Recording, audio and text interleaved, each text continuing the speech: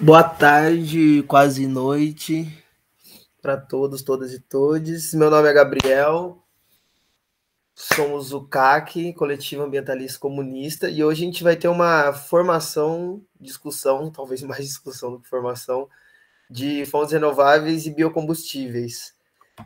E antes de começar, eu queria só fazer uma introdução rapidinha, assim, porque às vezes as coisas são dadas ou óbvias, mas a gente ou acaba se confundindo ou não lembra exatamente como funcionam alguns processos. Acho que é importante deixar bem claro algumas coisas básicas assim. Primeiro eu quis trazer esse gráfico, que é um gráfico muito novo assim, que dos últimos basicamente 150, 170 anos, das emissões de combustíveis fósseis, na verdade, das emissões de carbono, né?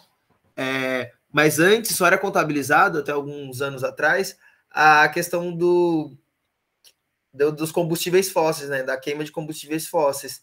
Mas daí foi introduzido nesse gráfico, né? Nesse estudo, que também, inclusive, foi para a COP26 e tudo mais, o uso do manuseio do solo, né? Que era uma coisa absurda, né?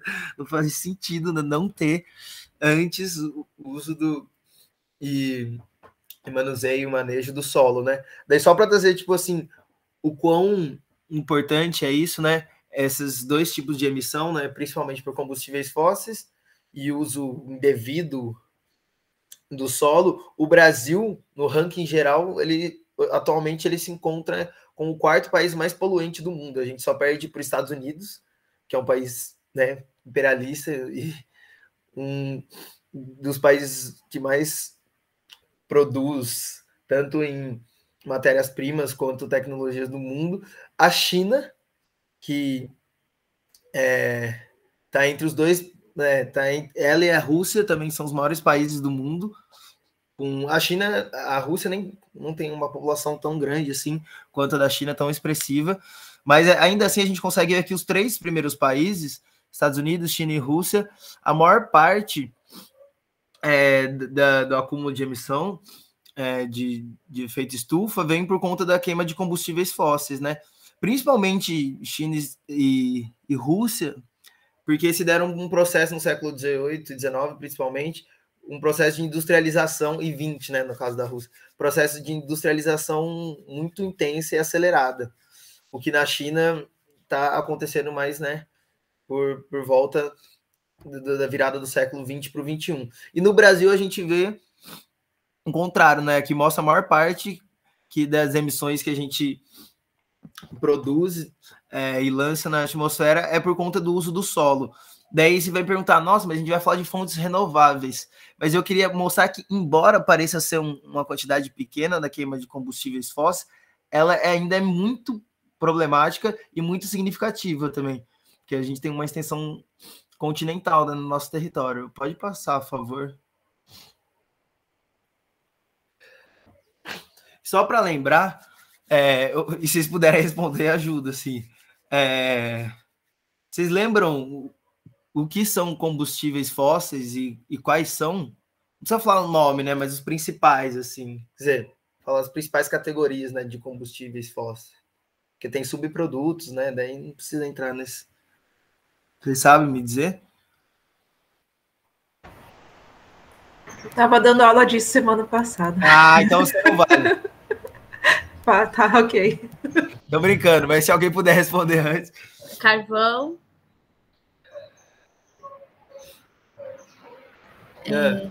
Os fósseis Parabéns, são aqueles né? que não são renováveis, né? Tipo, uma vez que você usa ele, não volta atrás, assim, né? Boa, Fê. Boa, Gi. Tá. A Fernanda falou que os combustíveis fósseis são não renováveis, ou seja, eles são finitos, ou seja, eles acabam, ou seja, quando a gente usa eles vão diminuindo a sua fonte. E a Gisele falou carvão. Tá, os três principais, e tá certo, os três principais tipos de combustíveis fósseis é carvão mineral, gás natural e petróleo. E esse nome, né, combustíveis fósseis, não sei se vocês lembram da biologia, o que são fósseis, né? Mas assim, porque são materiais de organismos que foram vivos, né, estiveram vivos alguns milhares e milhões de anos atrás, e que por um processo de compactação, né, ou às vezes soterramento, criou uma condição ideal para que diminuísse o processo de decomposição, não que para o processo de decomposição, né, mas ele quase chega a zero, porque não entra oxigênio. Imagina, se cai uma grande massa de, sei lá, uma montanha, assim, um grande pedaço de terra sobre material vegetal e animal. Então você diminui a quase zero o processo de decomposição e ao longo de milhares e milhares de anos vai formando, por exemplo, petróleo. Por isso que é chamado de combustíveis fósseis. E o que a gente faz, e aqui eu trouxe rapidinho o ciclo do carbono, só para mostrar a importância dele. Porque no ciclo do carbono, né, é quando a gente, não sei se vocês lembram, tem as setinhas que vêm para a Terra e as setinhas que vai. Na verdade, a setinha que vem para a Terra, né, que é o que sequestra carbono, infelizmente só existe uma máquina, uma tecnologia que consegue sequestrar esse carbono, que são, na verdade, duas, né? As algas, né? Presentes nos oceanos, e as árvores, né? Que elas são sequestradoras de carbono.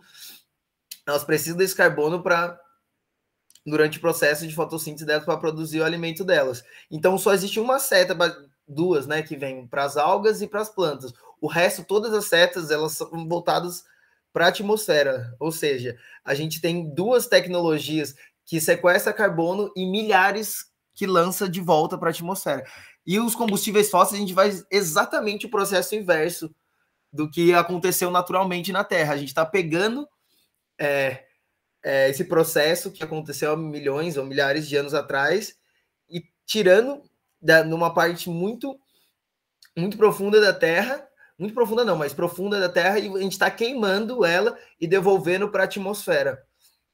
Então, a queima de combustíveis fósseis, embora seja um número bem menor em comparação com o uso do solo no Brasil, ela também ainda tem um impacto gigantesco, assim, se for pensar também em questões proporcionais de territorialidade. Nossa, difícil falar essa palavra.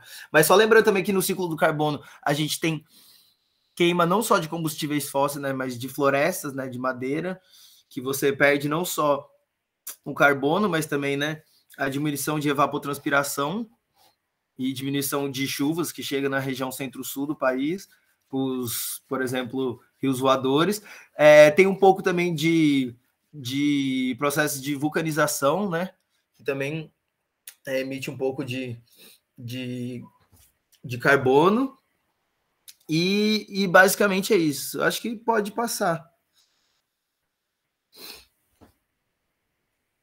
Bom, eu vou falar primeiro de alguns biocombustíveis, né? Na verdade, vou falar do biodiesel propriamente dito, né?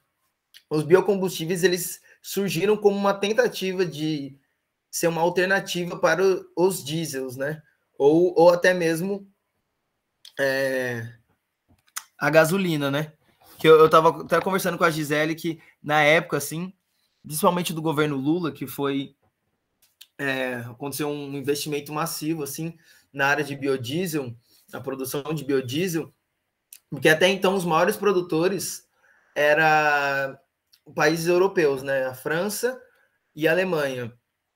E na produção de biodiesel, o que eles usavam? O nome, né, diz bio, ou seja, vem de um diesel que vem da vida, né, de algo vivo, ou que era vivo, pelo menos, e é basicamente usado monocultivos de alguma oleaginosa. E em alguns processos que eu vou explicar rapidinho como funciona, você obtém esse biodiesel para usar, por exemplo, no lugar da gasolina e você conseguir fazer com que automóveis se desloquem e se movam.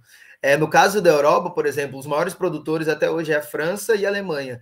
E eles usam uma planta que eu esqueci o nome agora, acho que é nossa, é um nome muito estranho. Acho que chama couza, que é uma mistura, um híbrido, na real, entre o nabo e a couve. Daí ela dá umas florezinhas amarelas, assim, e lá a principal planta utilizada no biodiesel é essa couva. Eu mostro depois uma foto. E aqui no Brasil são três principais que foram alternando ao longo dos anos, né? Começou com a mamona, em algumas regiões aqui do Brasil, mas principalmente no norte da Amazônia.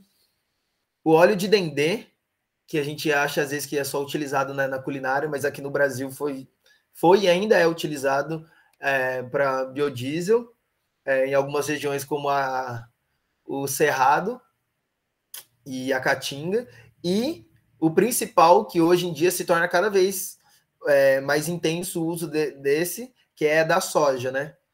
E a gente vai entender o porquê. Mas só para explicar rapidinho, o biodiesel, o processo de produção do biodiesel, ele é bem mais complexo, mas eu vou explicar o basicão, assim, só para a gente ter uma noção mínima. Você pega uma planta oleaginosa que ela naturalmente produz óleos, né? Em volta da semente dela, e daí você faz um processo, não sei se alguém manja de química aí, o processo de esterificação, que daí você vai retirar ésteres dos ácidos graxos presentes nesse óleo.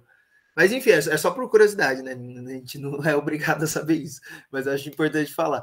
Mas o processo de esterificação, e daí o que sobrou desse processo de esterificação, você entra num processo de catalisador, que você vai misturar um etanol proveniente da cana, que a Milena vai falar melhor, né? Do bioetanol, ou um etanol em mistura com esses óleos, ou um metanol, que daí vem processo de, acho que, de decomposição de madeira, que estava explicando. Daí você mistura, faz um processo de catalisação, e o que resultado desse processo, depois de algumas filtragens, é o que você tem como biodiesel. E daí existem várias porcentagens de biodiesel, né?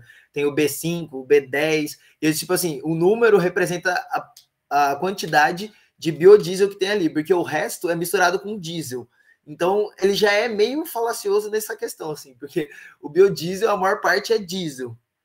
E foi produzido recentemente nos Estados Unidos, assim, mas não tem muito estudo ainda falando disso, mas de um biodiesel 100%, né? Mas eu não consegui achar a eficácia dele. Mas aqui no Brasil tem o 5, tem o 10, tem o 20, e até onde eu estudei, e pelo que eu entendi, só vai até o 20, né? Mas qual que é o problema, né?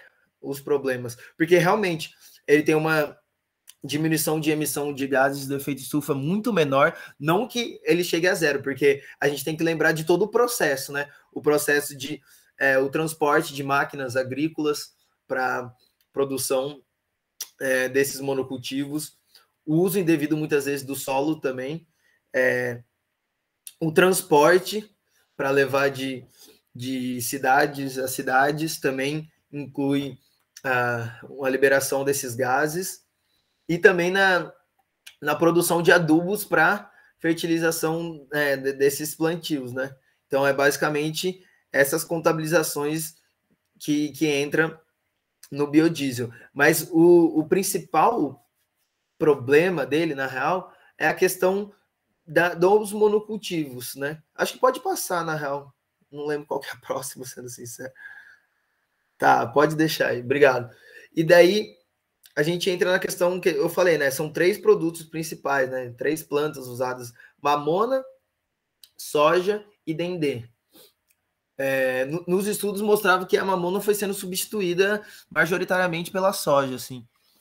E daí que a gente já vem numa crescente, né? A gente já conversou isso algumas vezes, e a soja, né, não é uma novidade aqui nas nossas discussões, na questão de aumento da produtividade do setor agroindustrial do Brasil, né?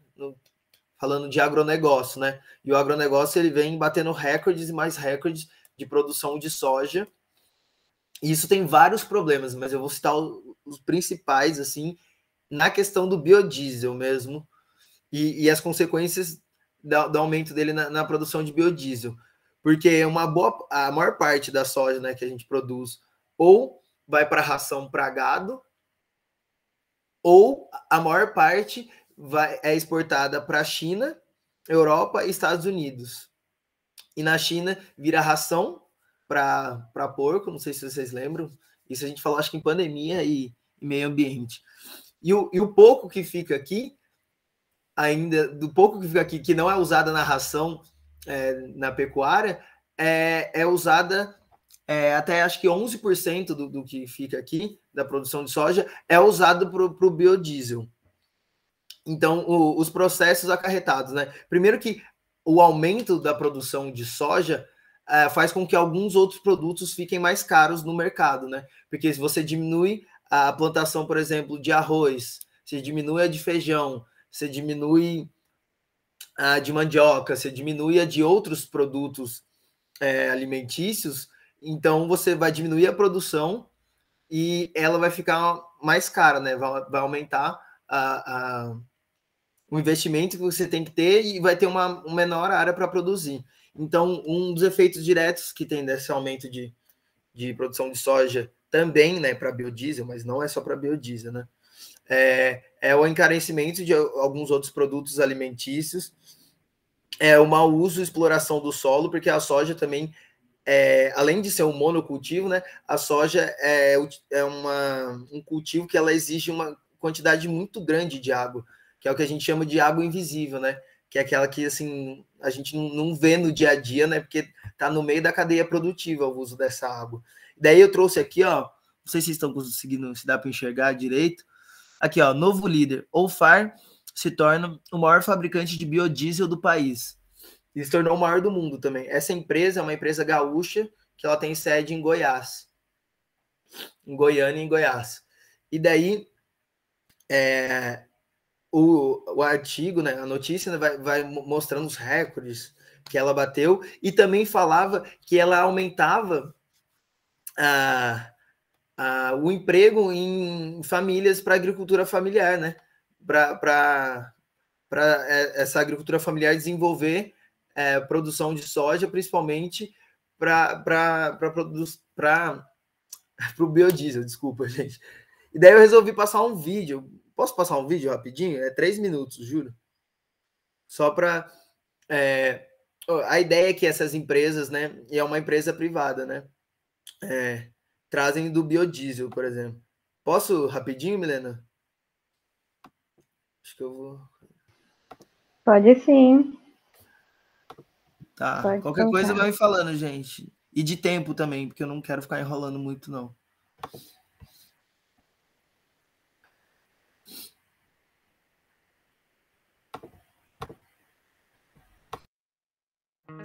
Você sabe o que o biodiesel representa para o Brasil? O biodiesel é um combustível feito de óleos vegetais e gordura animal. Uma fonte de energia totalmente renovável. 34% das matérias-primas vem da agricultura familiar. O que significa mais de 105 mil famílias beneficiadas em todo o país e o envolvimento de mais de 60 cooperativas no Programa Nacional de Produção e Uso do Biodiesel.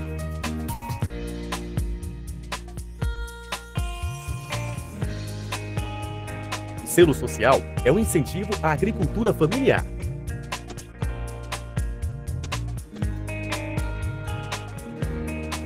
Hoje, o Brasil utiliza 5% de biodiesel no diesel fóssil, com consumo de 2,7 bilhões de litros por ano.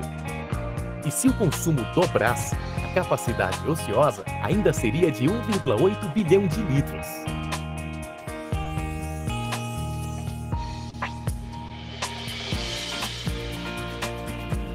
Em 2008, o uso do biodiesel passou a ser obrigatório. Com os esforços do setor, a mistura B5, prevista para 2013, foi antecipada para 2010. Mas desde então, não houve aumento na mistura.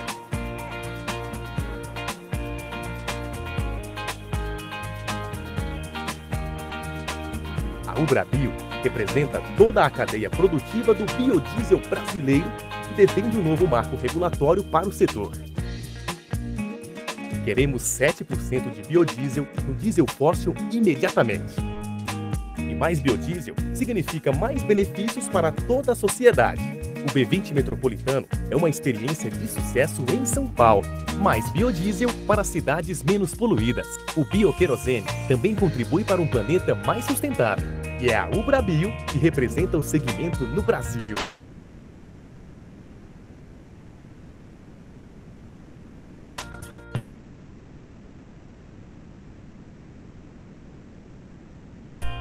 Queremos B20 metropolitano na cidade e o querosene dos voos durante a... B20 no aumento da mistura obrigatória. Isso é emprego e renda no campo. Menos poluição e mais qualidade de vida. Desenvolvimento da indústria nacional. Incentivo à pesquisa e inovação. Economia na importação do diesel fóssil. Bem-estar e mais saúde. Você faz parte dessa história.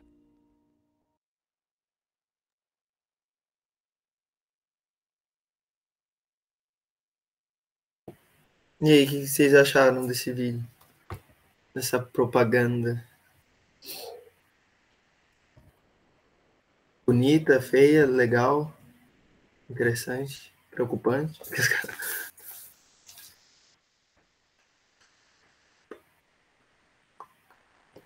Parece que o biodiesel é incrível, né? Pela propaganda. É exagerado.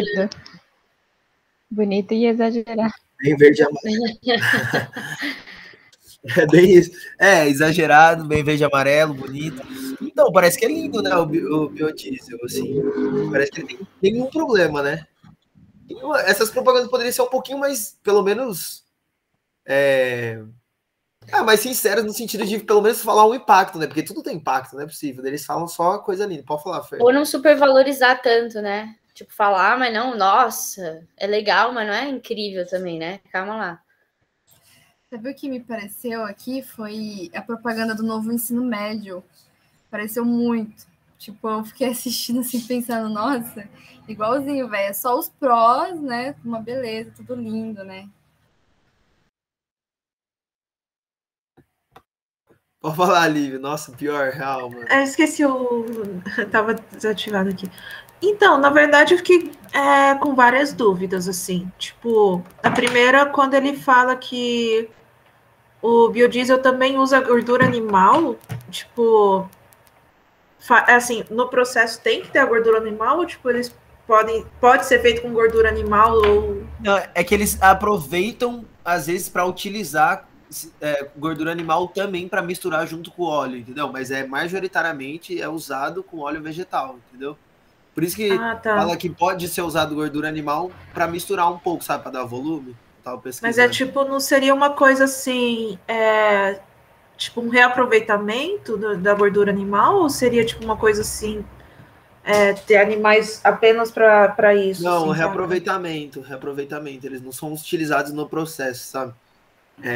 Utilizados assim, vamos produzir animal só para pegar a gordura, assim. Não é isso, assim. É outra coisa que eu não entendi, tipo, porque ele fala... Desculpa. Ele fala daquela coisa da porcentagem, né, que você explicou, que agora tá no 5% dentro do diesel fóssil e eles querem aumentar até 20%. Fica, tipo, na propaganda fica parecendo que é meio que é uma má vontade, assim, mas por que não... Será que essa proporção é pequena por causa da questão da eficiência, porque o combustível fóssil é mais eficiente? Por que não aumenta essa proporção, saca? Então, eu não vou saber dar respostas muito contundentes, mas eu sei que fica cada vez mais caro, né? Claro, se comparado com combustíveis fósseis, ainda é mais barato, né? Bem mais barato. Mas eu lembro que é processo de tecnológico, eu acho que mas eu não posso dizer com certeza, mas do que eu estava vendo ali é limitação tecnológica, sabe? Falou que só um país conseguiu, que é os Estados Unidos, produzir um biodiesel que é praticamente 100%, assim. Mas eu não vou saber responder, então eu prefiro não responder para não falar besteira. A gente pode ver junto isso. Mas assim, se vocês quiserem falar mais alguma coisa do vídeo, é que eu acho engraçado, assim, é mó bonitinha a propaganda, né? Tipo assim, traz vários dados, assim, e primeiro fala que ela é zero poluente, e na verdade tem não sei o nome exato, eles chamam de NOx, mas eu não sei o nome exato disso, mas que acaba no processo sendo um subproduto que ele ele acaba deixando alguns gases poluentes numa parte mais baixa assim da atmosfera. Então, falou que a produção de biodiesel no estado de São Paulo, ela ao longo de alguns anos, tem uns estudos, acho que da USP, que fala que ela foi deixando o ar mais sujo, assim. Mas tem a questão que eu falei, né, que não é inclusa em todo esse pacote, que é na questão da produção, né, no monocultivo de soja, né, no uso intensivo de água, na substituição de, né, florestas, tanto o cerrado, né, a soja ela é responsável por quase 40% do desmatamento do cerrado, né, porque hoje em dia só existe 50%, né, do bioma original do cerrado, né. Então, e também fala da agricultura familiar, né? Daí eu achei outros dados aqui, daí, mostrando sobre aqui, ó, o agronegócio da soja domina a produção de biodiesel no Mato Grosso. Daí estava mostrando que o Mato Grosso e Goiás são os maiores produtores de biodiesel. E essa empresa, a UFAR, ela detém quase 20% de toda a produção nacional de biodiesel, né? E daí de 63 empresas que tem no Brasil, 20 estão no Mato Grosso. E só dessa empresa. E daí, não sei se vocês viram, uma hora mostram o lucro líquido anual de 7,8 bilhões, que fala de exportação, né? Porque o Brasil ele não só produz, né? Ele exporta também. Não sei se vocês viram lá. Mas... E também eu trouxe... Foi sem querer, gente. Me perdoa. Isso daqui, ó, esse negócio de Portugal não era para estar aqui, não. Mas, assim, referente àquilo que eu falei, de aumento de produtos, desses grãos no mercado por conta da diminuição de outros produtos plantados. Ó, daí falou aqui, ó, em Portugal, no início de julho de 2007, quando o milho era vendido a 200 euros a tonelada, e antigamente era 152. Então, tipo assim... O uso intensivo desses grãos para outros fins que não sejam de alimentação acaba encarecendo também esses produtos. Pode passar, por favor. Gente, qualquer dúvida, que nem a Lívia, por favor, fala. Porque às vezes pode ficar confuso. Vai que vai, Milena. És tu. Bem, eu sou a Milena e eu vou falar do bioetanol. Bem, o bioetanol, ele aqui no Brasil, é mais comum ser feito com a cana-de-açúcar, mas tem muitos países que usam o milho, né? E já foi mostrado que a cana-de-açúcar é a melhor matéria-prima, né? Mas dá para fazer com qualquer matéria que tenha glicose e tudo mais. E aí existem as gerações, né, de bioetanol. E a primeira envolvia várias problemáticas e tal. Uma delas é que falavam que ao invés de plantar cana-de-açúcar para fazer combustível, por que não faz um plantio para acabar com a fome? Essa era a problemática que se tinha, né? E depois a gente pode discutir até sobre fome, né? Porque a gente sabe que a gente tem capacidade aí de produzir comida para 10 bilhões de pessoas e tem no máximo 8 bilhões agora. Então, a cana não é o problema da fome, né? Aí, na segunda geração, eles começam a quebrar um pouco desse dilema de combustível e alimento, né? Sobre a questão da fome. Só que não, né? Porque é um problema que não é gerado através do combustível. A gente sabe disso. Mas aí eles fazem assim, propostas para poder aproveitar a cana no geral, né? E não só aquele líquido, né? Mas aproveitar toda a seiva da cana. E aí disseram que isso é livrar o dilema do combustível versus fome. E na terceira geração, eles já fazem um avanço na produção de biomassa. Então, um bioetanol que desde do seu plantio já tem todo um esquema de reaproveitamento e tal, e gera várias coisas que eu nem entrei em detalhe, porque com certeza é bem grande.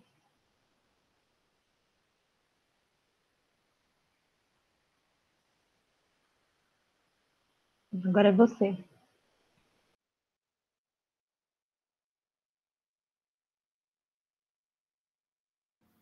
E ele caiu. Eu vi que ele estava travado.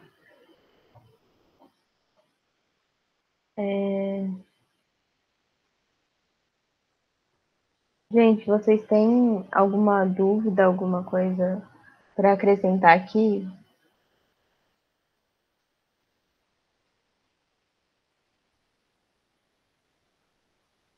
Por enquanto, não. Beleza. Enquanto ele não vem, eu vou falando sobre uma outra coisa. Eu não vou conseguir achar agora, mas a energia eólica, ela também tem um pouco a ver com a energia maremotriz, que eu vou falar depois, né? Tanto a energia eólica quanto a maremotriz precisa de vento. É claro que a maremotriz, ela precisa das ondas do mar e tem bastante a ver com o sol, tem bastante a ver com a lua, mas também com o vento. Então, só para avisar antes,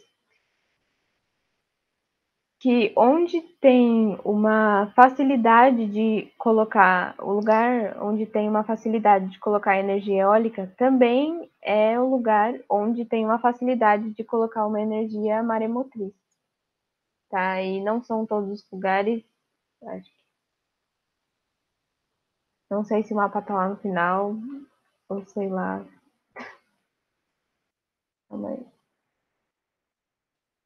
Mas enfim, e os lugares principais, né, para colocar a energia maremotriz e também a eólica por causa dos ventos, né, da quantidade de ventos muito alto. No Nordeste, né, pegando um pouco do Norte, e também lá no extremo Sul, né, no Rio Grande do Sul, por exemplo. Então, é um tipo de energia que não tem como você colocar em todo o território, né? Por exemplo, os ventos, eles são maiores no litoral, então seria difícil colocar num lugar, um planalto, por exemplo, que é mais baixo, sabe, como se fosse um vale, enfim.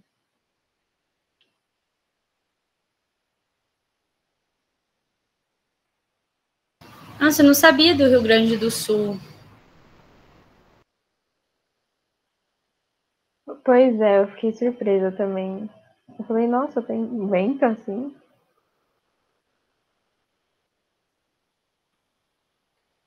Mas aí é no estado todo, assim? Ou é só, tipo, extremo sul do Rio Grande do Sul?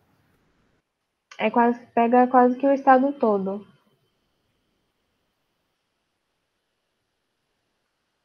Brisa. Voltei, galera, perdão.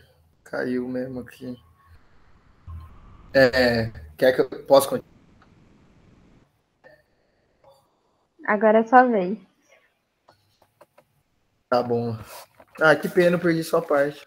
Mas vida que segue. Tá gravado, pelo menos. Bom, eu vou falar sobre energia eólica, né?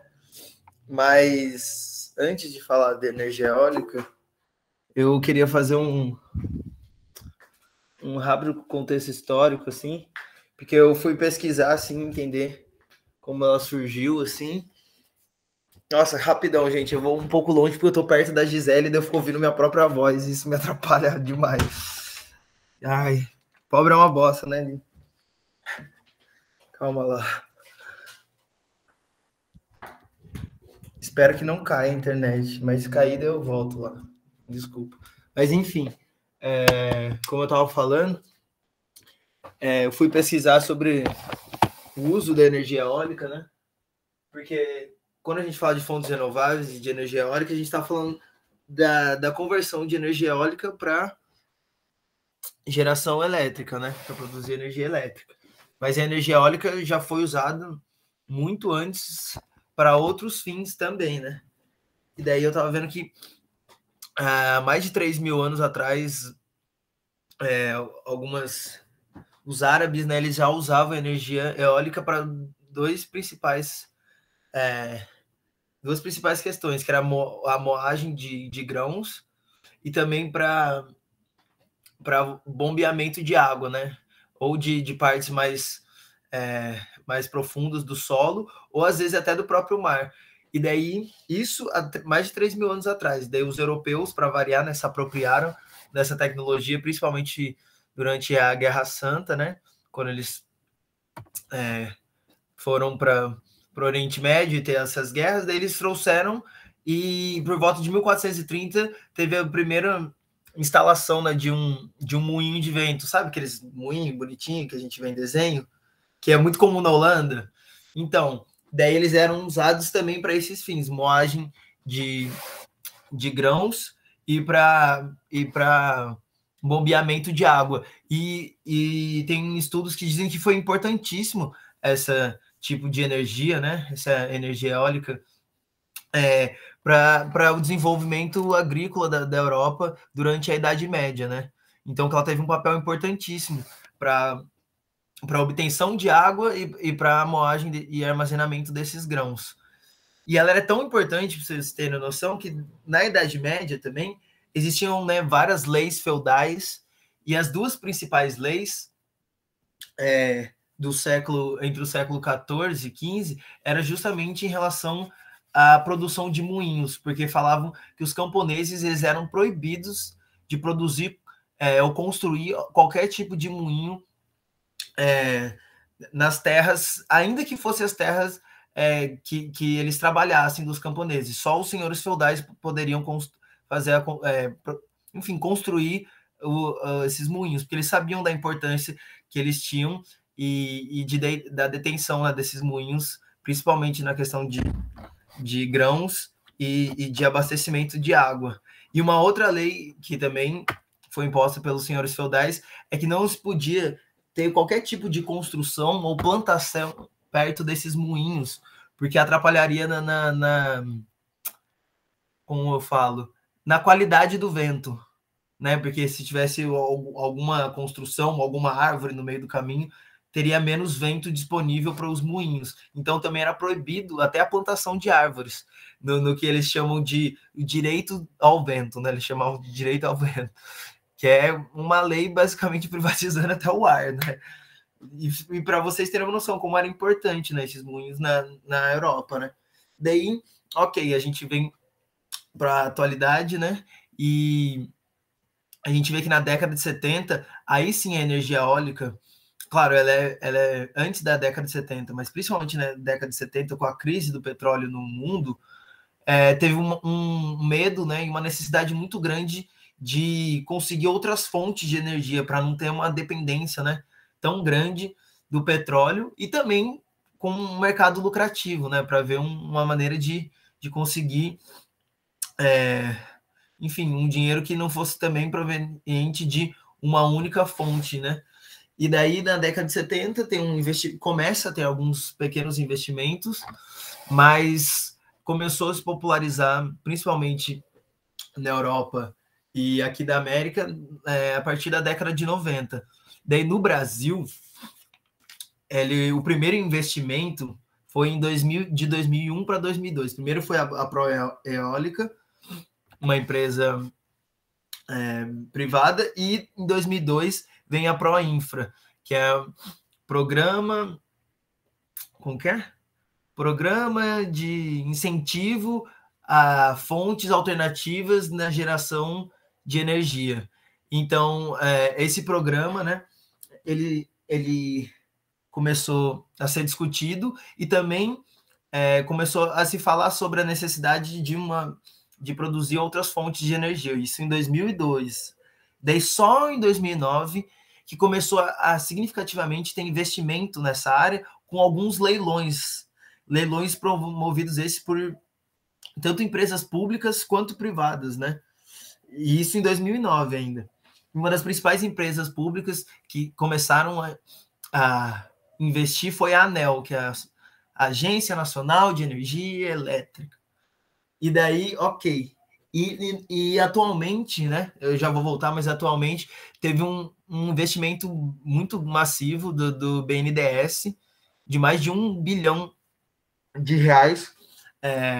num projeto em Campo Largo, que é no norte da Bahia. E a gente vai entender isso, porque o que acontece?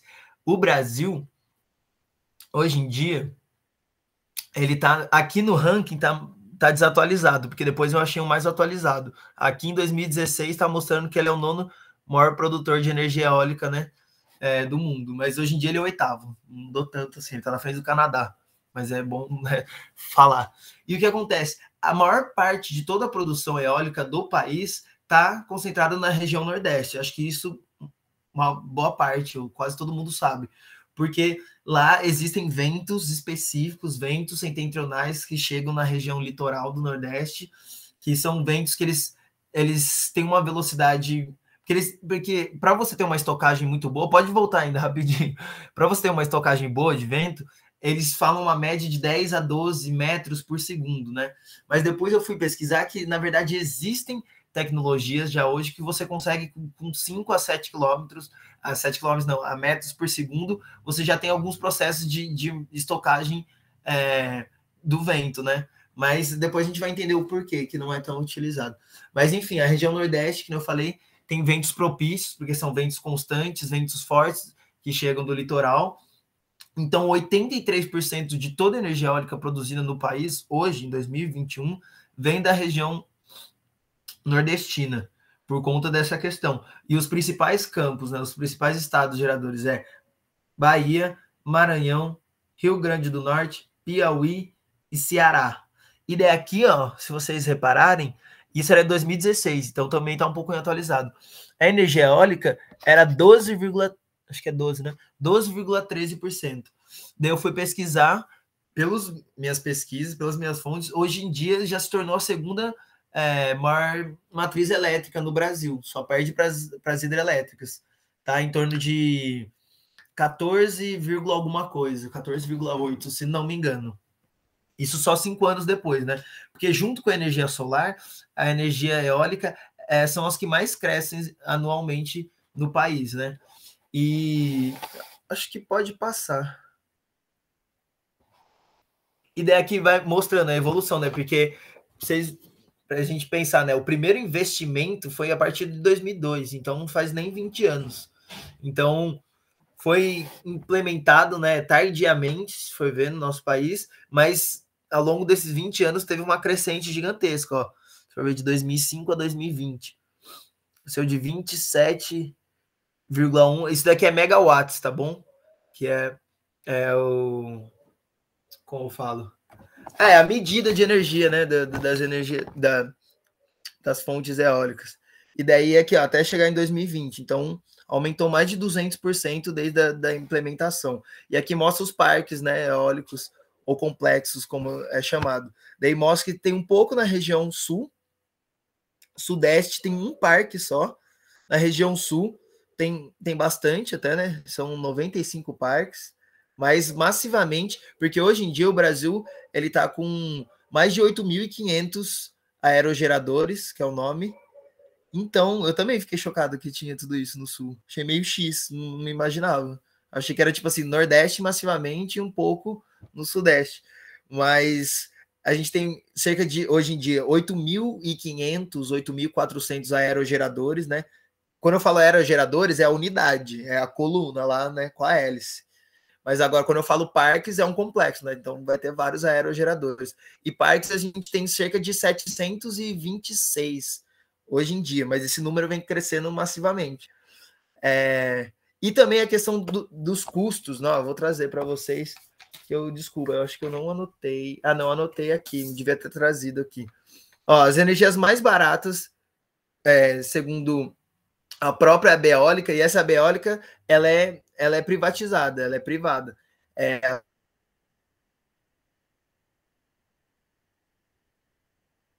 Associação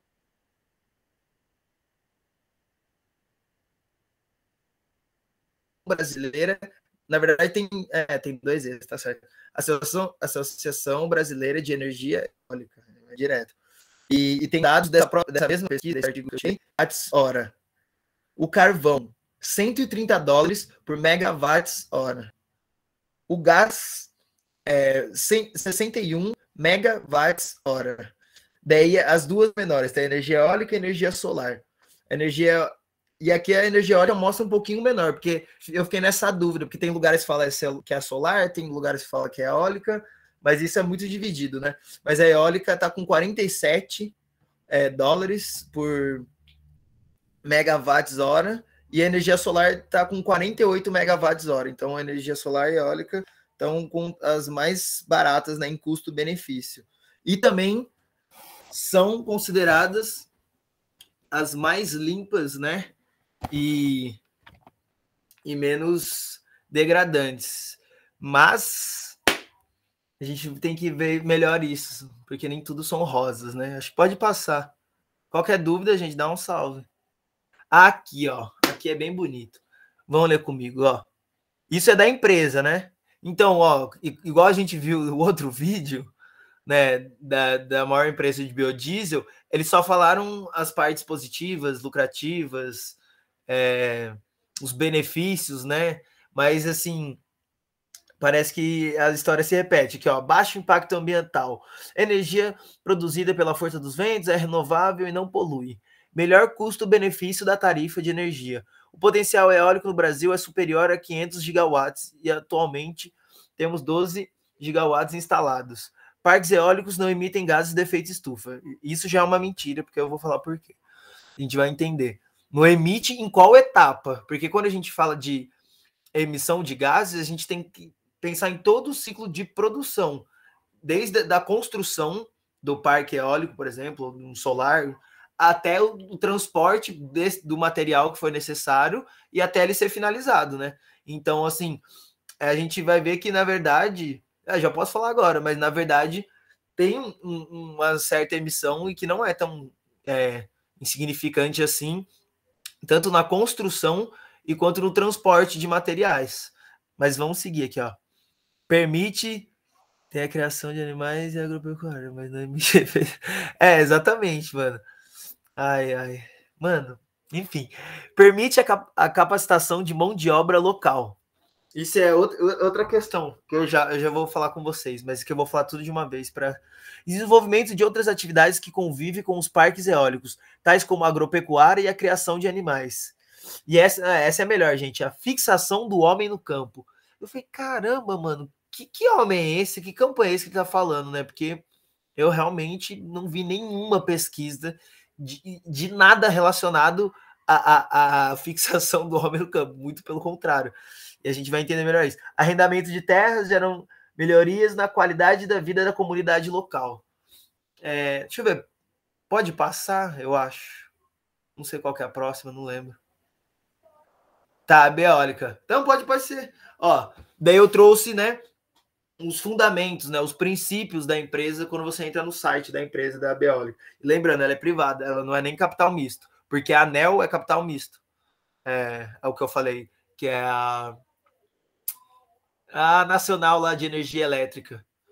Essa eólica não, ela é só privada mesmo. Deu a missão: inserir a produção de energia eólica como fonte motriz, energia nacional, promovendo a competitividade, consolidação, eu fui pesquisar melhor, consolidação no mercado de energia eólica.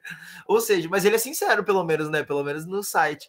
Energia nacional promovendo a competitividade, consolidação e sustentabilidade, do nada, vem sustentabilidade, da indústria de energia eólica. Visão: ser reconhecida como uma associação que representa de forma legítima, ética e transparente a cadeia produtiva da indústria. Daí os valores. Do nada, esses valores parece que eles não combinam com a missão. Não sei se eu tô ficando louco ou vocês acham que eu tô falando besteira, mas assim, a missão e valores parece que tipo assim, são coisas, são projetos diferentes, de empresas diferentes. Qualidade, ética e respeito à legislação, responsabilidade socioambiental, sustentabilidade, transparência, cooperação com todos os integrantes da cadeia produtiva. Exatamente. Gente, transparência. Eu fui pesquisar o lucro líquido da Beólica anualmente. Não achei. Pesquisei. Já vimos que transparência talvez não tenha tanto, assim. Ou o Google que tá vacilando, mas assim, eu não achei o lucro líquido dessa empresa anualmente. Mas vamos que vamos. Daí, né, eu trazer primeiramente, antes de falar da Beólica, né, propriamente dito, falar dos benefícios, né, e das, meu Deus, enfim, dos impactos, dos pontos negativos. Não, pode voltar um pouquinho, por favor, deixando aquela mesmo. E eu esqueci de falar de coisas importantes também. Eu falei, né, que o Brasil é o 8º no ranking, né, ou seja, é o 8º maior produtor de energia eólica do mundo, com 725 parques, 8.300 a 8.500 geradores, isso em 2021, são números atuais. E que isso causa uma redução de 28 milhões de toneladas, segundo pesquisas tanto da ANEEL quanto da Beólica, né, que foi onde eu foquei na pesquisa. 28 mil toneladas de dióxido de carbono por ano. Isso é um número bem significativo, assim, a gente não pode também ignorar esses números. É um número relativamente expressivo, pensando que ainda está crescendo e está aumentando cada vez mais a produção de energia eólica e complexos no país. E daí, ok, só no Nordeste, na região Nordeste, são 18 milhões de residências por ano que eles dizem que conseguem abastecer, né? Porque eles hoje em dia eles estão produzindo 11 mil, não sei se tem alguém que manja disso, 11 mil megawatts hora, e que isso daria para chegar a 18 milhões de domicílios no Nordeste, que seria quase 100% dos domicílios na região Nordeste.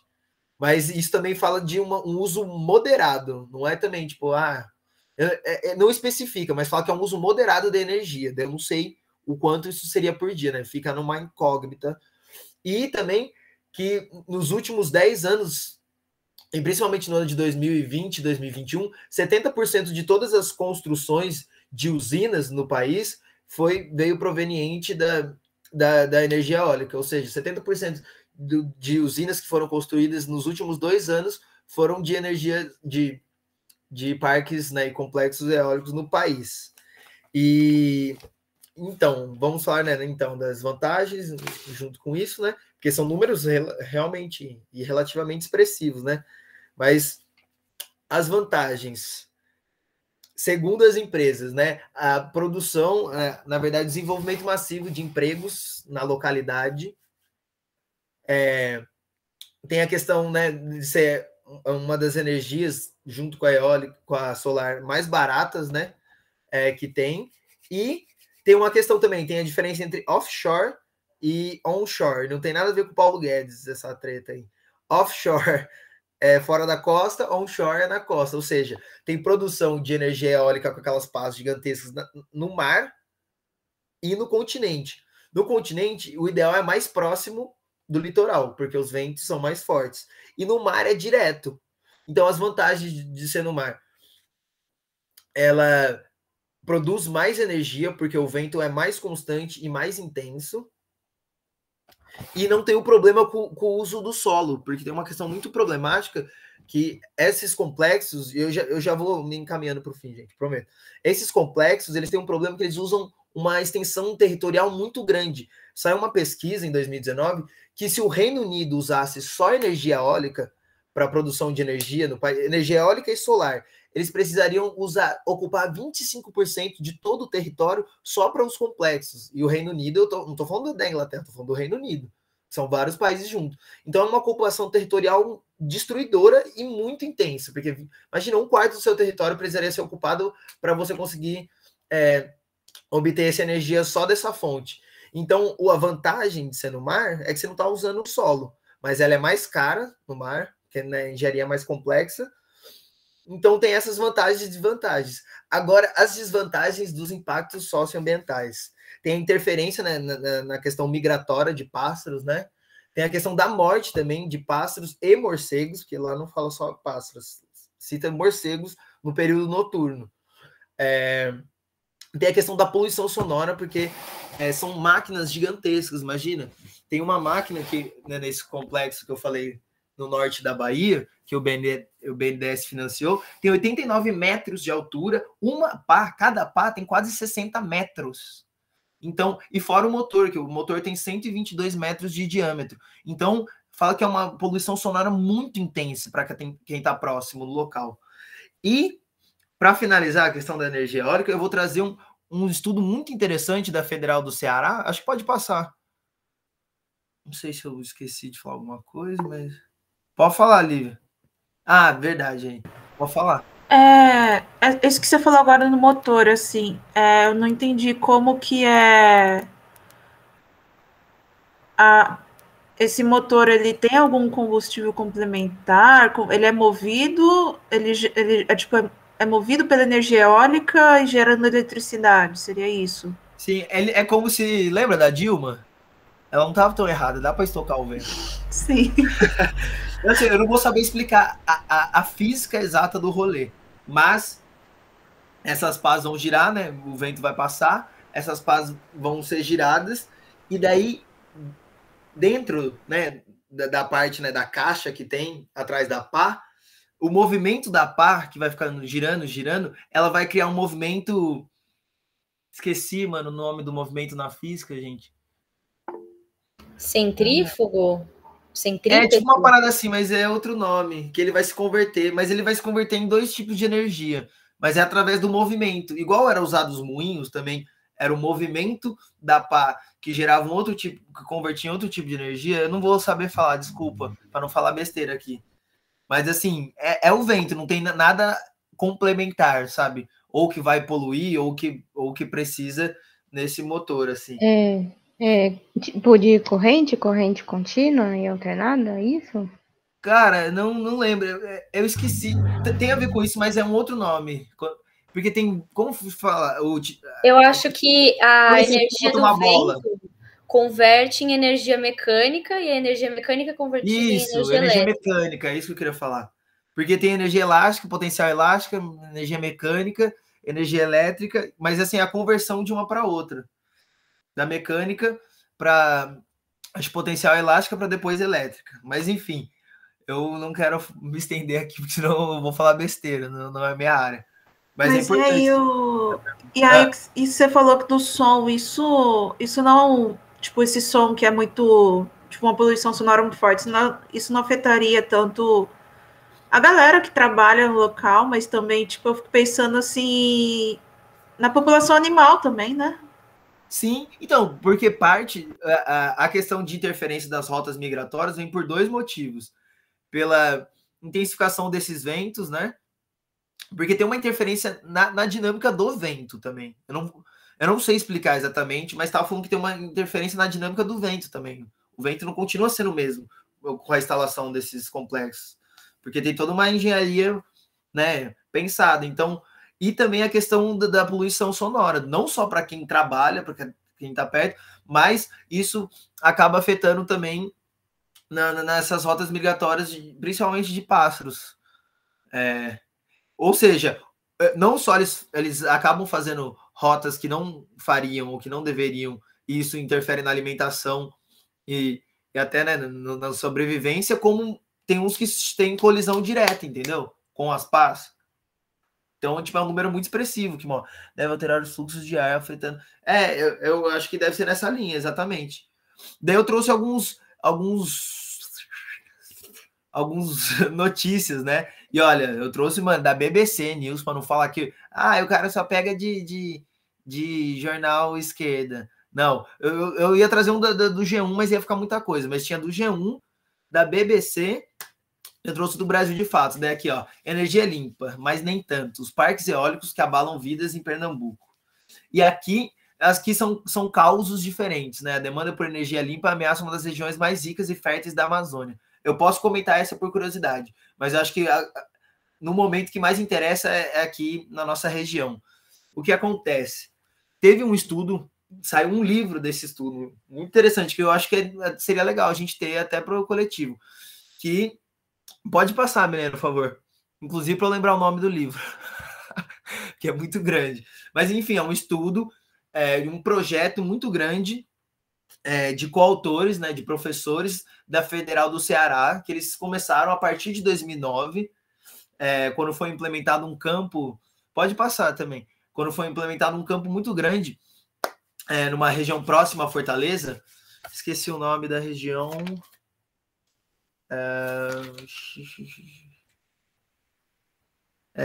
Camocim, fica a 350 quilômetros de Fortaleza. Em 2009 foi construído um complexo muito grande nessa região e resultou nesse livro, né? Depois de 3 anos de trabalho, impactos socioambientais na implantação dos parques de energia eólica do Brasil. E daí o laboratório, esse daqui é a Labocart, que se não me engano é Laboratório de Cartografia de Geoprocessamento e Cartografia Social, embora não esteja o resto aí, esse é o nome do laboratório. E foi um trabalho específico da pós-graduação, né, de coordenadores da pós-graduação em Geografia na Federal do Ceará. E quem coordena, né, são esses professores aí, é um cara e uma mina. É o professor Jeová Meirelles e a professora Adriane Goraieb. E daí, o que eles trazem, né? Eles trazem assim uns números bem impactantes assim, e sobre as questões socioambientais, né, principalmente assim, com a construção desse parque em 2019. Eu juro que eu tô acabando, gente. E disso também sai um documentário que eu vou pôr no Drive nosso. O documentário chama Cartografia Social e Energia Eólica no Litoral Oeste do Ceará. E daí os lugares, quando você faz onshore, que é, né, na costa, na terra, que não é, quando não é no mar, principalmente no Ceará, em outros estados também do Nordeste, eles fazem regiões que tem muitas dunas. E essas dunas elas são importantíssimas para 2 principais questões. Primeiro, que essas dunas são responsáveis pela infiltração e filtragem da água que chega da chuva para o lençol freático. Ou seja, essas dunas, né? Devia ter trazido uma imagem, vacilei. Mas, enfim, elas são responsáveis pela filtragem e pela infiltração dessa água que vem da chuva para abastecimento do lençol freático e para lagos e... Esqueci o nome agora também. Quando não é lago, é rio. Não é rio, não. Enfim, mas tem esses lagos nessas regiões, que chamam de lagos interdunares, né? Ou seja, que fica entre essas dunas, eles têm uma importância muito grande para a comunidade local de lá. E a comunidade local chama Comunidade Litorânea da Praia de Xavier, no Camocim. Ela tem uma importância não só para catação, digamos assim, coleta de mariscos e caranguejos, mas também numa outra comunidade para a questão de comunidades pesqueiras, né? População ribeirinha. Não só para a manutenção de uma renda fixa, né, dessas populações, mas também para nutrição, porque eles também se alimentam desse peixe, né? Então, começaram a ter alguns problemas de déficit nutricionais e na geração de renda, né? Porque você para fazer um parque eólico, nesses lugares que tem lagos interdunares e essas dunas, você tem que soterrar, você tem que dar uma pilada na terra, você tem que fazer uma terraplanagem no rolê. Ou seja, você tem que deixar todo o relevo, toda a tipografia do solo, a fisionomia do solo homogênea. Você tem que deixar porque para você instalar esses parques, você precisa de um solo que seja compactado e um relevo, como fala, plano.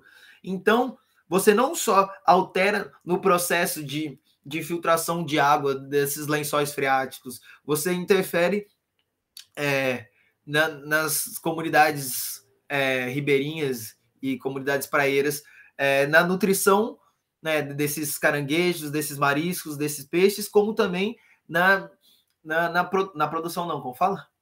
Na geração de renda, né, dessas populações. E também tem uma outra coisa muito interessante, quando tá seco o tempo, perto, porque o que acontece? Eles devastam esse lugar, eu juro que aqui eu acabo, eles destroem as casas e constroem casas precárias para essa população, que não teve nenhuma indenização nesse parque do Ceará, e em tempo seco tem muito problema respiratório. Eles relatam muito problema respiratório, e no tempo chuvoso é o contrário, forma alguns poças e rios de lama que acabam entrando nas casas. E não bastasse tudo isso, minha galera, tem a questão do subemprego, né? Porque a Binel Bonitona falou que tem uma geração gigantesca de emprego, mas isso é uma mentira, porque realmente surgem muitos empregos que são destinados à população local, mas são subempregos, não só com salários super inferiores, mas com salários com horas de trabalho muito extensas, chega até 10, 12 horas. Então, os empregos reais ficam para a galera que tem uma mão de obra qualificada, o que não é a realidade daquela população. Então, você acaba saindo do seu emprego original e acaba tendo um emprego, às vezes, pior, você tem uma qualidade de vida pior, que você vai trabalhar mais, e tem uma última questão também, que eles chamaram de filhos do vento, filhos dos ventos, que é quando populações locais, né, mulheres no caso, têm relações com trabalhadores da construção dessas eólicas e acaba tendo um filho no meio do rolê. E daí o que acontece? Depois que acaba a construção desses complexos, essas pessoas voltam, né, aos seus locais de origem. Então começou a ter um problema significativo também na região com filhos de pais que, né, foram abandonados, digamos assim. Juro por Deus, chamam Filhos dos Ventos, é o nome que eles deram, né, para esse fenômeno que estava acontecendo.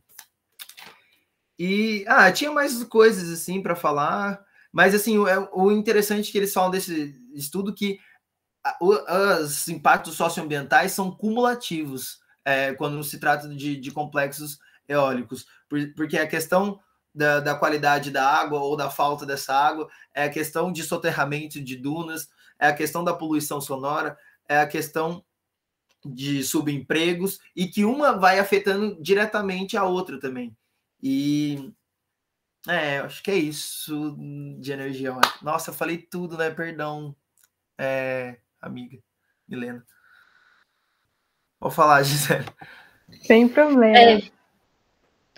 O que você falou dessa última parte aí dos filhos dos ventos e tal, aí eu lembrei do encontro que a gente fez com aquela coordenadora lá do MAN, né? Marina.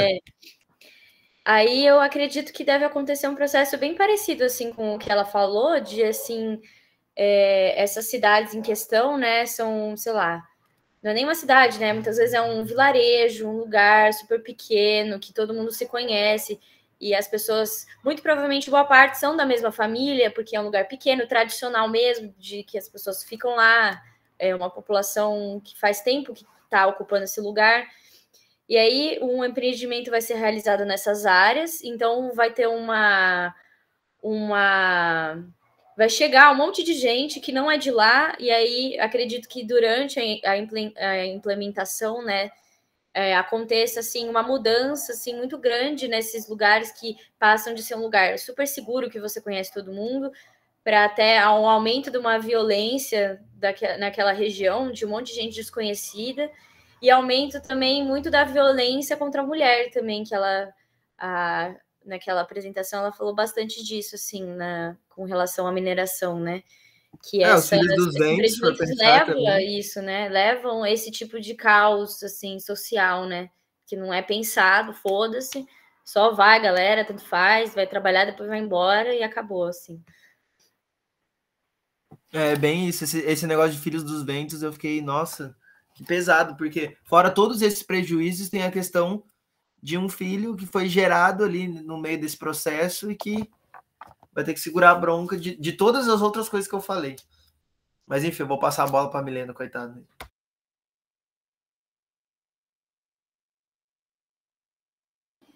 Uhum. Eu também fiquei chocada com essa coisa dos filhos. Bem, agora falando sobre energia solar, energia que capta a luz do sol, né? Então, o sol é algo assim que a gente tem certeza que tem e tal, e é bem interessante, né?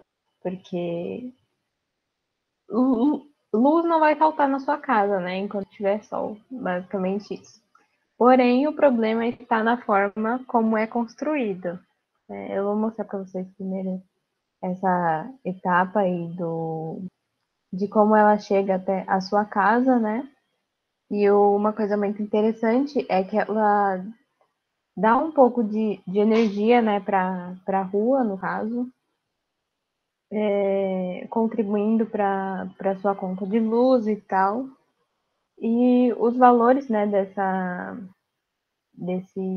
energia, eles são bem altos, né? Você paga aí 15 mil, 20 mil, mas depois você tem uma diminuição. Isso é algo bom e ao mesmo tempo não, porque ninguém vai ter 15 mil, 20 mil assim guardado para poder fazer esse tipo de coisa, né? Pelo menos a maior parte da população brasileira não vai ter. Bem, a manutenção disso aqui é bem pouco.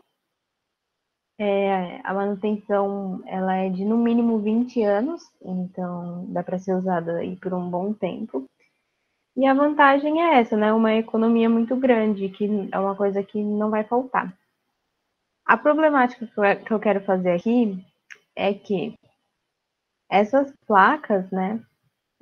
Quando vocês vê essas placas, não dá sei lá, um medo, né? Você pensa, nossa, não sei, eu tenho isso de olhar para tudo isso e eu penso em tudo o que aquele produto passou, sabe? E não sei se dá para ver, mas acredito que não, né? Mas tudo isso aqui é metal, né? Já teve reunião, né, de estudos para falar sobre as mineradoras, né? E o assustador disso é que essas placas elas são feitas basicamente de silício e alumínio, né? São várias camadas, são 7 camadas, tem silício, alumínio, vidro, aí tem outra camada de alumínio, outra camada de vidro, enfim. E aí tem assim toneladas, né, desses metais e que o silício ele é bem prejudicial à saúde, né? E bem, fora a questão da mineração em si, que já é totalmente problemática, totalmente mesmo. E aí, né, eu vi pesquisando, né, sobre a energia solar, eu vi uma empresa, né, divulgando sobre, eu não coloquei aqui, mas divulgando sobre a reciclagem, né, dessas placas solares. Porém, aqui no Brasil a gente recicla só 3% do lixo que nós produzimos, né? E vocês acham que essas placas solares, né, quando esgotarem a vida delas, acha que isso vai ser reutilizado para fazer outra coisa? Ou que vai ser mesmo reciclado? Provavelmente não, né? Com a política que a gente tem aqui, com a cultura e tudo mais, é bem difícil. Então, eu queria trazer mesmo essa problemática do material que é colocado dentro dessas placas. E é isso. Para falar sobre energia solar, é isso mesmo que eu tinha que falar. Pode falar, Gi. Então, eu ia perguntar uma coisa só de curiosidade, assim, nem sei se você vai saber responder, mas estava falando da reciclagem das placas solares, né? Elas duram pouco, assim, será? Tipo, porque já que a empresa estava falando, né? Será que é uma estrutura que não dura muito, que tem que, tipo, ser substituída, assim, em pouco tempo? Não, eu vi que de todas as energias mais, entre aspas, sustentáveis, a energia solar é a que mais dura, né? Então, a manutenção é a cada 20 anos, mas ela vai durar, assim, realmente muitos anos. Provavelmente eles não mostraram, né, a origem, onde foi usado, mas provavelmente é um lugar que propício, assim, para gastar o material mesmo. Mas ela dura bastante, bastante. E esse é o bom, né? Porque o bom dela é que você compra uma vez e aí depois você tem uma economia muito grande. Mas o ruim é que, e depois, né? E depois que passar esses 60 anos, sei lá, 60 anos eu acho que dura. E aí, para onde vai tudo isso? O que a gente vai fazer?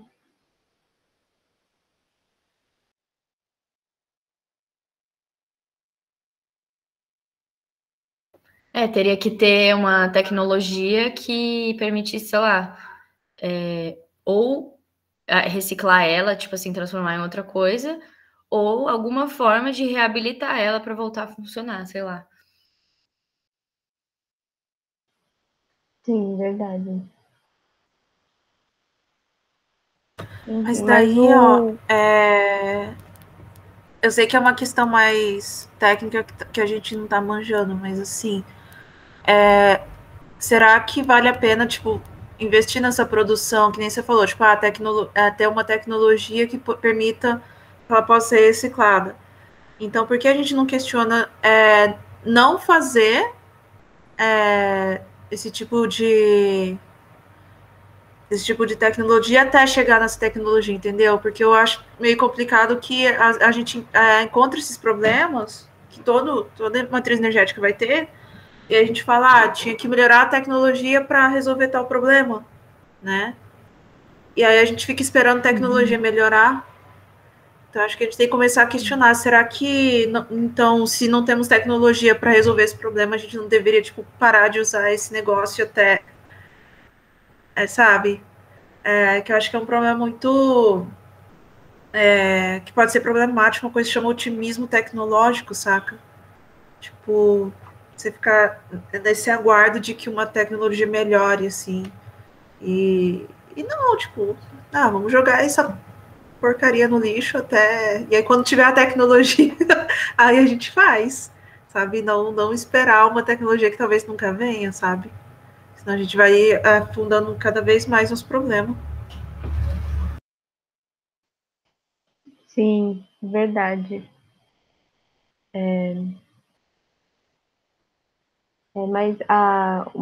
Mas acredito que a maior problemática aqui seja a produção mesmo, que usa muito a mineradora, né? Como eu disse, vai silício e alumínio, né? E também tem a questão do vidro, né? Que o vidro demora para se decompor.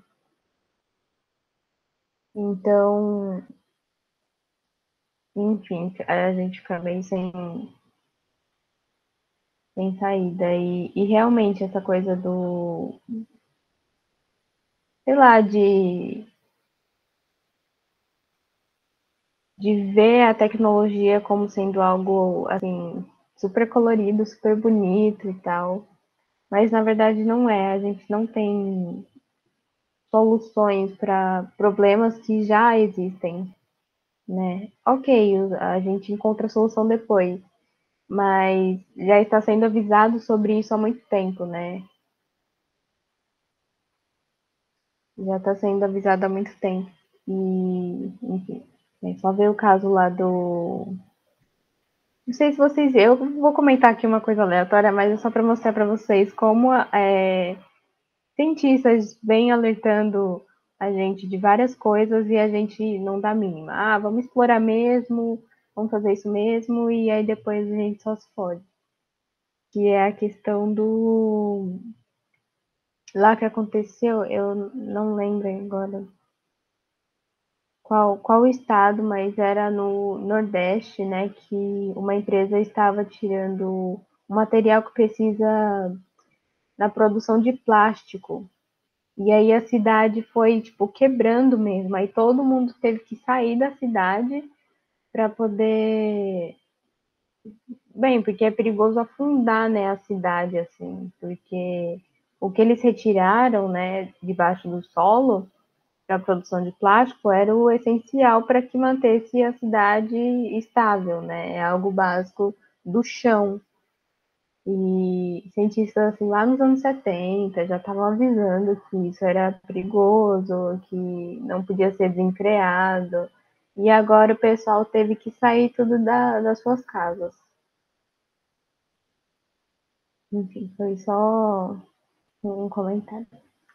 Aí aqui, sobre a energia maremotriz.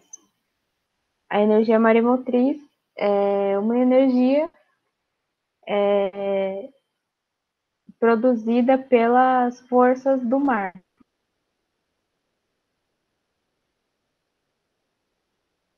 Né? Então, a maré alta ela é muito importante para a maremotriz e tal. E uma das principais características, né, dela como eu posso dizer, um elemento, né, fundamental para gerar essa força é o vento. E aqui tem, né, o vento, né, de metros por segundo que tem no Brasil. Aí dá para ver mais ou menos em quais lugares é mais propício ter a energia maremotriz e a energia eólica também. Né? Como eu disse, aqui no sul tem, e eu me surpreendi, né? Aqui mais no Rio Grande do Sul mesmo. E no Nordeste, pegando a parte do Norte, né? Mas também depende, essa é uma energia que também depende do Sol e da Lua, né? Como eu disse, a maré alta é o que mais importa para esse tipo de energia. E é uma energia muito nova, né? Muito assim, não se tem muitos estudos, né? Eu vi que tem um desses países, eu não lembro se era Dinamarca, eu acho que era Dinamarca, tipo de energia bem avançado mesmo. Eles têm várias pesquisas, eles estão mudando assim toda a fonte de energia deles para a energia maremotriz. E bem, o único questionamento assim que eu tenho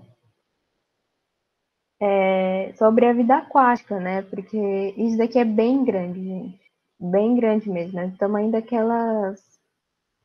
tamanho da energia eólica, sabe? É bem grande. E será que, sei lá, os peixes não se assustam? Será que não desequilibra nada para poder fixar essas barras no chão? Enfim. Mas infelizmente eu não achei muitas pesquisas, porque é algo recente, mas é algo que estão se falando bastante. Pelo menos eu escuto assim, né, os feitos. Do pessoal comentando bastante que a energia maremotriz é o futuro, e não sei o quê. E no Brasil tem bastante praia e tal, vai ser o futuro do Brasil, não sei o quê. Então eu achei importante colocar, mas tem realmente poucos estudos nessa área. E é isso.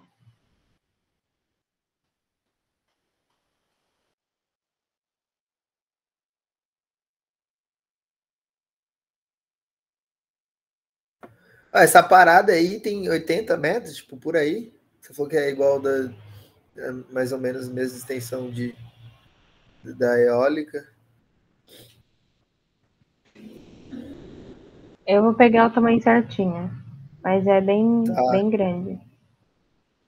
Só para falar, galera, não sei, mas a ideia, principalmente das energias renováveis, era trazer focar nas duas principais, assim, digamos assim, as mais crescentes e conhecidas e utilizadas, tanto na América quanto na Europa, que é a solar e a eólica. E de outras a gente só comentar, né? Tipo, a maremotriz, a de biomassa, né? De biomassa? É biomassa que fala. De biomassa. E tem outras maneiras também, por exemplo, que estariam dentro, né, com a produção de biogás, não sei se já ouviram falar, através do metano de esterco, de suínos e bovinos. Tem várias interessantes que é interessante estudar, mas eu acho que o foco, na minha opinião, seria na solar e eólica, porque elas são as maiores, são os maiores investimentos, o maior crescimento anual, os maiores produções, tanto investimento público quanto privado, e com elas também vem os impactos, os lados positivos e negativos. Mas, assim, a ideia, antes de passar para a discussão, que eu queria falar, que não é necessariamente, ai, meu Deus, o comunista chato que vai falar mal da energia renovável. Não, ela tem vários pontos importantes que a gente não, assim, na minha leitura, a gente não pode ignorar e não deve ignorar. A gente tem que ver os lados, por exemplo, da energia eólica, eu posso depois trazer de novo, mas ela tem números muito expressivos em produção de megawatts, se comparadas também com a energia hidrelétrica. Mas é a questão de a gente ver que ela não é tão limpa assim, que não existe, tirar isso da cabeça, não existe fonte limpa, nunca vai existir, sempre vai ter um impacto. Tem que tirar isso da cabeça. Não sei qual que é o conceito de limpo para esse pessoal que trabalha com isso, mas não existe energia limpa e nunca vai existir. E até essa questão de fonte renovável, eu esqueci de comentar, só para finalizar aqui. Tem um estudo muito interessante, acho que é de um suíço, que ele fala que, tipo, fonte renovável não é tão renovável, não é necessariamente. Tudo bem, o sol vai estar lá para sempre, ok? Antes da gente morrer, provavelmente o sol vai estar tranquilão lá, você vai acabar daqui 5 milhões de anos. Ok, mas o que muda não é necessariamente a fonte, mas o modo como a gente recebe essa fonte. Porque tem vários estudos, por exemplo, com energia eólica, não quer dizer que vai acabar o vento. Não existe isso, tá ligado? Mas o modo como chega o vento, a intensidade desse vento, a velocidade desse vento é interferida com as mudanças climáticas. A época que você imaginava que teria mais vento, ou seja, que produziria mais energia, às vezes vai ter menos vento, velocidades muito inferiores. Então, tipo assim, ela é renovável porque ela tá ali. Que ela, tipo assim, não é esgotável, mas ela é suscetível a mudanças do modo como a gente recebe ela também, que isso vai interferir na produção de energia.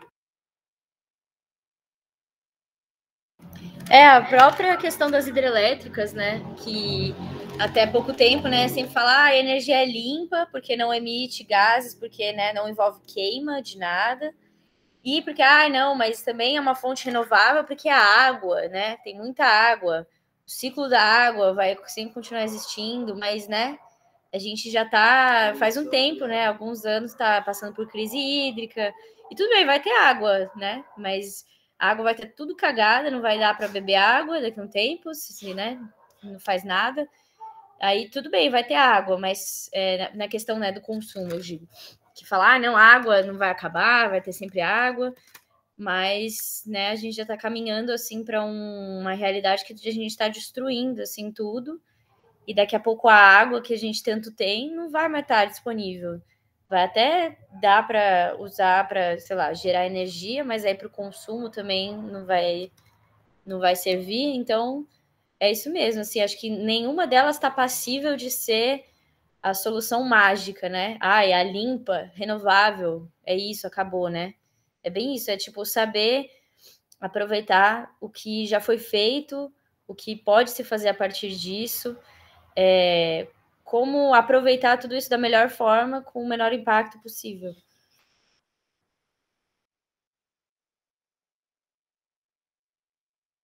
Não, tipo, nossa, primeiro assim, eu anotei um monte de coisa porque veio bastante informação, assim, gostei pra caramba.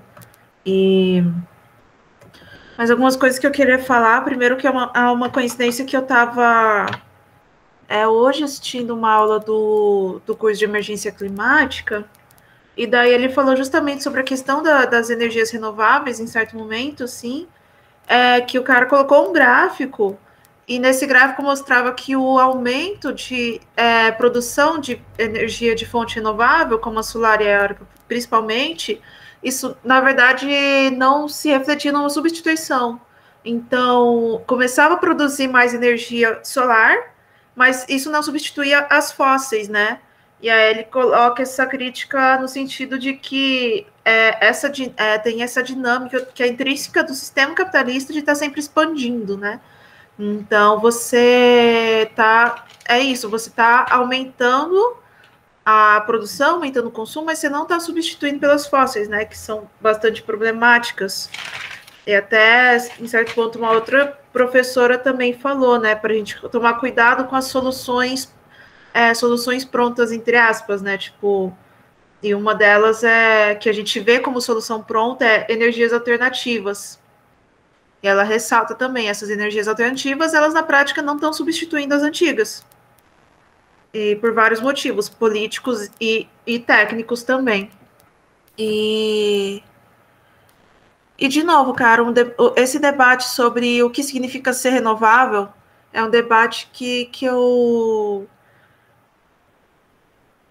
acho importante, assim, porque, por exemplo, quando a gente fala em renovável, existe uma diferença, parece que é pequena, mas se você falar a fonte é renovável, no sentido, o sol, é uma coisa. Se você falar a energia renovável, é outra. Primeiro que energia é um conceito abstrato pra caramba. A gente não consegue definir energia. A gente define energia a partir do uso que se faz dela. Então, o que é energia? Energia é a capacidade de fazer um trabalho, né? Então, você consegue quantificar a energia quando você usa ela para alguma coisa, seja para bioquímica, né, para dos alimentos, seja para elétrica, né, qualquer coisa. Você consegue mensurar a energia quando você faz um trabalho com ela. Então, é um conceito muito abstrato, muito difícil. E o que é essa energia renovável, sabe? Isso, eu acho que a gente se confunde com os conceitos. Aí confunde o que é renovável com o que é limpo. Porque a gente pode até concordar que talvez o sol seja uma fonte renovável, talvez o vento seja uma fonte renovável.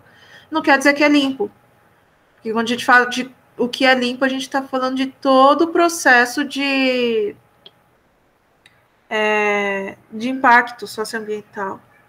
Então, assim, eu acho que nessas coisas a gente tem que aproveitar que a gente é comunista e comunista é chato com conceito. Não, de verdade, comunista é chato e a gente tem que começar a questionar, porque esses conceitos, por exemplo, a empresa que o Gabriel trouxe, né, que eu esqueci o nome, aquela empresa privada de energia eólica, que ela coloca sustentabilidade. Parece que é uma coisa boba, mas assim, vira um greenwash na cabeça das pessoas, que é só você jogar sustentabilidade e não fala, tipo, sustentável por quê? Sustentável como? Que estudo que você fez para mostrar que é sustentável? Entendeu? Sustentabilidade, equilíbrio, renovável, limpo, todos esses conceitos que a gente usa demais no movimento ambiental, a gente tem que começar a questionar, e assim, eles não são confusos à toa, saca? Eles são conceitos complexos, eles são confusos justamente para continuar mantendo esse greenwash na cabeça das pessoas. Eu acho que a gente tem que começar a se apropriar disso, tem que começar a fazer uma disputa política, uma luta política para ressignificar todos esses conceitos assim numa base marxista, numa base anticolonial, né, numa base antirracista, né, numa base feminista, né, que a gente falou bastante aqui os impactos também das mulheres e tal. Então é isso, assim, é uma brisa muito forte que eu tenho, vamos da gente resignificar esses conceitos. E é isso, aproveitar que a gente é comunista, a gente é marxista, a gente é chato, e vamos ser chato.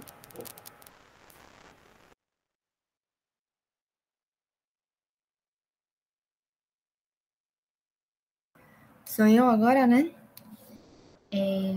Então, isso que a Lívia falou fez total um gancho, assim, para uma coisa que eu já tinha pensado desde o início, que é sobre, tipo, a forma que essa energia é ensinada nas escolas, assim, né? Então, tipo, a gente vê o currículo paulista, a gente vê lá a BNCC, e tem toda a brisa, né, de, tipo, fontes renováveis, né, energia limpa e tal, né, alternativas. E a forma que isso é colocado, assim, é sempre nesse sentido, né, que a Lívia falou, né, o Gabriel também falou, né, consciente, né, aí vai sempre no sentido do consumo consciente, da coisa limpa, né, então, tipo, é uma coisa, assim, uma discussão que vai sempre muito num sentido liberal, né, e num sentido muito, tipo, individualista também, né, tipo, vou falar um pouco de uma experiência, assim, que eu participo do PIBID, né, daqui da UFSCar, da biologia, né? E aí a gente tá atuando numa escola daqui que tem um biodigestor, né? E aí, tipo, vários projetos rolam, né, ao redor desse biodigestor. E aí a ideia que foi proposta para a gente num projeto interdisciplinar do PIBID, né, da matemática, da física e da biologia, era que a gente falasse sobre o biodigestor, né? E o que eu vejo muito que é, tipo, ainda assim, dentro da universidade, dos professores de informação, né, da nossa geração, vem sempre esse discurso liberal também. Então, tipo, vinha falando do biodigestor como era uma coisa incrível, né? Então, tipo, a escola ganhou vários prêmios pelo biodigestor, assim, o que é um projeto super da hora, né? Inclusive, com certeza. Mas sempre vai no sentido de, tipo, olha que da hora, né? Esse biodigestor produz um biocombustível, né? O biogás. E ele, ao mesmo tempo, resolve o problema de desperdício de alimentos da escola, assim. Então, tipo, foi proposto para a gente que a gente fizesse discussões sobre isso, assim. E é sempre proposto nesse sentido, assim. Propuseram que a gente fizesse os vídeos falando, tipo, e se todas as escolas da cidade tivessem biodigestor? Olha como isso ia gerar uma economia enorme, como ia ser uma energia limpa, né? Um gás da hora, assim, que vem do desperdício e tal. E aí, tipo, a gente até, tipo, eu e a Júlia, né, que faz parte do CAC também, a gente até propôs uma coisa, a gente foi nesse sentido, né, tipo, olha, se todas as escolas de São Carlos tivessem, né, mas logo depois a gente propôs o questionamento, né, tipo, o biodigestor, ele é a solução para esses problemas, sabe? Porque na educação, tipo, vem sempre uma forma muito liberal, de, tipo, nesse sentido, assim, né, então, até no biodigestor, né, foge um pouco desse sentido, assim, né, das energias aqui renováveis e tal, aí vai até no sentido de desperdício, né?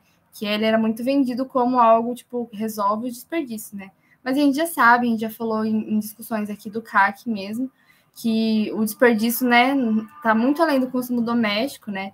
Então, é isso, assim, né? É bem complicado, né? Na educação vai sempre num sentido muito liberal, muito nesse sentido individual, de que a gente tem que procurar as coisas limpas, né? Muito essa brisa assim do capitalismo verde mesmo, né?